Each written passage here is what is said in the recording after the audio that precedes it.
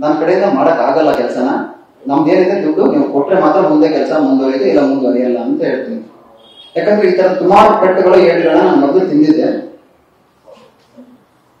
ಅವಾಗ ಅವ್ರ ಬಿಹೇವಿಯರ್ ತುಂಬಾ ಬರ್ತಾ ಬರ್ತಾ ಯಾಕೋ ನಮ್ಮ ಹತ್ರ ಇಷ್ಟ ಆಗ್ಲಿಲ್ಲ ಬಿಹೇವಿಯರ್.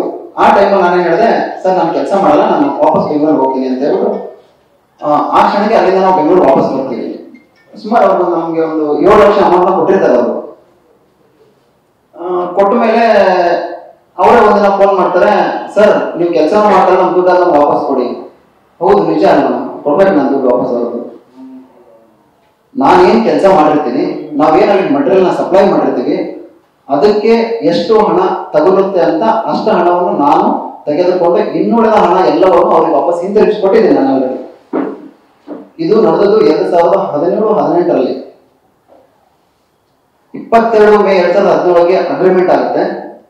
ಆ ಅಗ್ರಿಮೆಂಟ್ ಎಂಡ್ ಬಂದು 22 ಮೇ 2018 ಎಂಡ್ ಆಗುತ್ತೆ.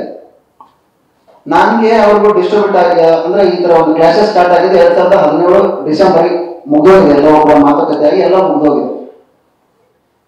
ಅವ್ರಿಗೆ ನಾನೇನ್ ಕೊಡ್ಬೇಕಾಗಿತ್ತು ಅದನ್ನ ಎಲ್ಲವನ್ನೂ ತಲುಪಿಸಿ ಮುಗಿದಾಗಿತ್ತು. 2018ರಿಂದ ನನ್ನ ಪಾಡಿಗೆ ನಾನು ಬಿಸ್ನೆಸ್ ಮಾಡ್ಕೊಂಡು ನನ್ನ ಪಾಡಿಗೆ ಕೆಲಸ ಮಾಡ್ಕೊಂಡಿದ್ದೆ. ಆಫ್ಟರ್ ಲಾಂಗ್ ಬ್ಯಾಕ್ 8 ವರ್ಷ ಆದ್ಮೇಲೆ ಈಗ ಸಡನ್ ಆಗಿ ಆ ವ್ಯಕ್ತಿ ಬಂದು ನನಗೆ ದುಡ್ಡು ಕೊಡ್ಬೇಕು ಅಂತ ಹೇಳ್ತಾರೆ. ಆ ತರ ಇದ್ರೆ ಇದು ಬಿಸ್ನೆಸ್ ಮ್ಯಾಟರ್. ಇದು ನಾವು ಸಿವಿಲ್ ಕೋರ್ಟಲ್ಲಿ ಕೇಸ್ ಮಾಡಿ ಫೈಟ್ ಮಾಡಬಹುದಾಗಿತ್ತು. ಆ ತರದ ಇಲ್ಲಿವರೆಗೆ ಯಾವುದೇ ತರದ ಸಿಚುವೇಶನ್ ನಡೆದಿಲ್ಲ. ಮತ್ತೆ ಒಂದು ಅಗ್ರಿಮೆಂಟ್ ಕ್ಯಾನ್ಸಲ್ ಆದ್ರೆ ಆ ಅಗ್ರಿಮೆಂಟ್ ಬೇಸ್ ಮೇಲೆ ಕಂಪ್ಲೇಂಟ್ ಮಾಡೋದಕ್ಕೆ 3 ವರ್ಷ ಕೋರ್ಟ್ ಟೈಮ್ ಇರ್ತದೆ. ಆ ಕೆಲಸ ಕೂಡ ಅವ್ರು ಮಾಡಿಲ್ಲ. ಅವ್ರು ಮಾಡ್ಬೇಕಾಗಿತ್ತು. ಆ ತರ ಮಾಡಿದ್ರೆ ನಾನು ಕೂಡ ಇಲ್ಲಪ್ಪ ಮಾಡ್ತಾರದ್ ನಿಜ ಅಂತ ನಾವು ಅನ್ಬೋದಾಗಿತ್ತು. ಆ ತರದ ಯಾವುದೇ ಕೆಲಸಕ್ಕೂ ಅವ್ರು ಕೈ ಹಾಕಿಲ್ಲ. ಸಡನ್ ಆಗಿ ಬೆಳಗ್ಗೆ ಒಂದು ಕಾಲ್ ಬರ್ತದೆ, ನನ್ಗೆ 6 ಲಕ್ಷ ಅಮೌಂಟ್ ಕೊಟ್ಟಿಲ್ಲ ಅಂದ್ರೆ ನಾನು ಟಿವಿ ಹೋಗ್ಬಿಡ್ತೀನಿ, ಇನ್ನೊಂದು ಚಾನಲ್ ಹೋಗ್ಬಿಡ್ತೀನಿ, ಈ ತರ ಥ್ರೆಟ್ ಮಾಡಿದ್ದು. ನಾನು ಹೇಳಿದೆ, ಫಸ್ಟ್ ಆಫ್ ಆಲ್ ನಿಮ್ಗೆ ಅವತ್ತೇ ಸೆಟಲ್ಮೆಂಟ್ ಆಗಿರೋದು, ಇವತ್ತು ಯಾಕೆ ಬಂದಿದ್ದೀರಾ ನೀವು ಅಂತ ಕೇಳಿದೆ. ನಾನು ಬಿಗ್ ಬಾಸ್ ಇಂದ ಬಂದ ಮೇಲೆ 1-2 ಸಲ ನನ್ನ ಸ್ನೇಹಿತರು, ಅವ್ರಿಗೂ ತುಂಬಾ ಪರಿಚಯ ಇರೋದು ಸ್ನೇಹಿತರು, ಅವ್ರು ಫೋನ್ ಮಾಡ್ತಾರೆ, ಅಣ್ಣ ನಿಮ್ಮನ್ನು ಭೇಟಿ ಮಾಡ್ಬೇಕು, ಸಿಗ್ತೀರಾ ಅಂತ ಕೇಳ್ತಾರೆ. ಏನ್ ವಿಷಯ ಅಂತ ಕೇಳಿದಾಗ ಕ್ಯಾಶುವಲ್ ಆಗಿ ಭೇಟಿ ಮಾಡೋಣ ಅಂತ ಹೇಳ್ತಾರೆ.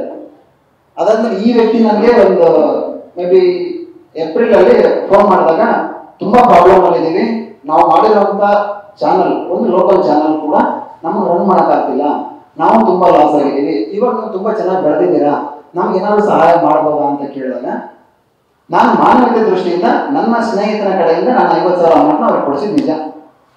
ಅಷ್ಟು ಬಿಟ್ಟು ಇಲ್ಲಿ ಯಾವುದೇ ತರದ ವ್ಯವಹಾರಗಳು ಅವ್ರು ನಮಗೂ ಇಲ್ಲ. ಇನ್ ಯಾವುದೇ ತರದ ವ್ಯವಹಾರಗಳು ಅವ್ರು ನಮಗೂ ಇಲ್ಲ. ಎಲ್ಲವೂ ಕೂಡ 2017 ಡಿಸೆಂಬರ್ ಅಲ್ಲಿ ಎಂಡ್ ಆಗಿದೆ. 18ಕ್ಕೆ ಅಗ್ರಿಮೆಂಟ್ ಮುಕ್ತಾಯ ಆಗಿದೆ. ಅಲ್ಲಿಂದ ಇಲ್ಲಿವರೆಗೆ ಇಲ್ಲಿರುವಂತ ವ್ಯಕ್ತಿ ಸಡನ್ ಆಗಿ ಬಂದು ಇವಾಗ ಅಲಿಗೇಷನ್ ಮಾಡ್ತಾ ಇದ್ದಾರೆ ನನ್ನ ಮೇಲೆ ಅಂತಂದ್ರೆ, ನಾನು ಏನ್ ಕ್ರಮ ತಗೋಬೇಕು ನಾನು ಕ್ರಮ ತಗೊಂಡಿದ್ದೀನಿ. ಕೋರ್ಟ್ ಮುಖಾಂತರ ನಾನು ಏನ್ ಫೈಟ್ ಮಾಡೋ ನಾನು ಫೈಟ್ ಮಾಡಕ್ ರೆಡಿ ಇದ್ದೀನಿ, ನಾನು ಫೈಟ್ ಮಾಡ್ತಾ ಇದ್ದೀನಿ. ಸರ್ ನನಗೆ 2017ರಿಂದ ಪರಿಚಯ ಸರ್.